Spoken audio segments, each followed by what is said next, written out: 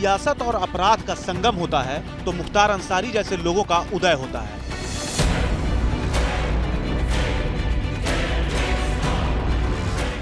अपने आतंक और वोट बैंक के दम पर मुख्तार सारे सियासी दलों के आंख के तारे बनते रहे हैं। मुख्तार 1996 में पहली बार मऊ से बीएसपी के टिकट पर विधायक बने। इसके बाद 2002 और 2007 में निर्दलीय उम्मीदवार के रूप में विधानसभा का चुनाव जीते। इन दोनों चुनाव में समाजवादी पार्टी ने मुख्तार के खिलाफ अपना उम्मीदवार नहीं उतारा। अपराध से सियासत तक का सफर तय करने वाले मुख्तार के अपराध की फहरिस्त बेहद लंबी है।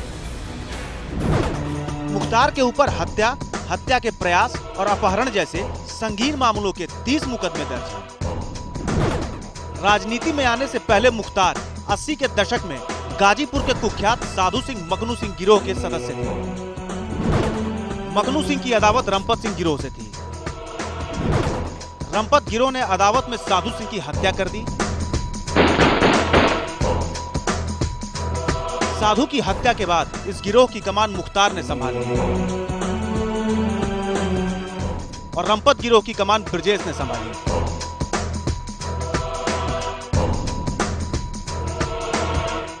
जमीन के विवाद से शुरू हुआ यह गैंगवार अब वर्चस्व की लड़ाई में तब्दील हो चुका था।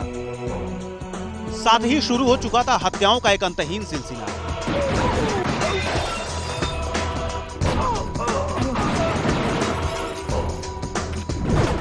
वर्चस्व के इस जंग में अब तक 50 से ज्यादा हत्याएं हो चुकी हैं। 90 का दशक आते आते मुख्तार को राजनीतिक चोले की जरूरत महसूस होने लगी। अपनी राजनीतिक महत्वाकांक्षा को पूरा करने के लिए मुख्तार ने मऊ से चुनाव लड़ा। बुनकरों के इस शहर में मुस्लिमों की तादाद भी बहुत थी, जो हर लिहाज से मुख्तार के लिए मुफीद थी।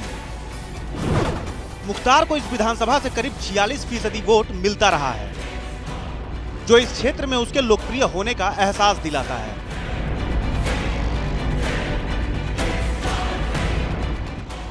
ऐसा नहीं है कि मुख्तार को यह वोट उसके खौफ के चलते मिलता है। दरअसल मुख्तार ने मऊ में लोगों की समस्याओं को समझा और उसे सुलझाने के प्रयास भी किए। मऊ की सबसे बड़ी समस्या बिजली की थी। बिजली की कमी के चलते बुनकर उद्योग अपनी अंतिम सांसें गिन रहा था। तब मुख्तार ने बुनकरों को बिजली की समस्या से निजात दिलाया। लेकिन 14 अक्टूबर 2005 को हुए मऊ दंगे ने मुख्तार की रॉबिन हुड छवि पर सवाल खड़ा कर दिया।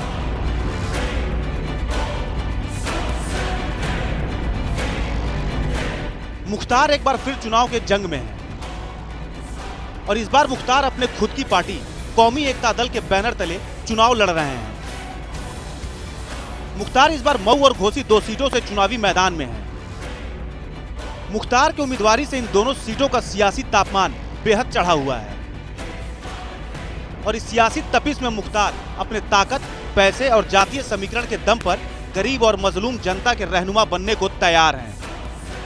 तय जनता को करना है।